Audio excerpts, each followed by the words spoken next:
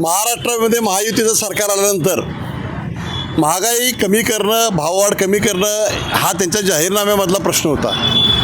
पण तरीही महाराष्ट्र सरकारनं एस टीची भाडेवाढ केली.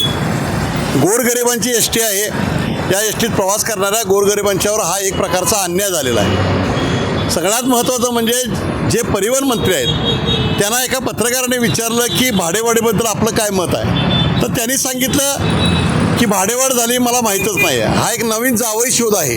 त्यामुळे ह्या सरकारमध्ये ताळमेळ नाही आहे. हे सरकार येणाऱ्या 5 वर्षामध्ये एक भ्रष्ट सरकार आणि त्याचबरोबर हे महागाई करणारं, भाववाढ करणारं सरकार म्हणून हे सरकार प्रचलित होईल. शिवसेना उद्धव बाळासाहेब ठाकरे पक्षांच्या पक्षप्रमुख यांच्या आदेशानं आज आम्ही हा रस्ता रोको केलेला आहे. एस टी अडवलेलं आहे, चक्काजाम आंदोलन केलं आहे. सरकारनं त्वरित ही भाडेवाढ रद्द करावी, अन्यथा हे आंदोलन भाडेवाढ रद्द होईपर्यंत चालू राहील.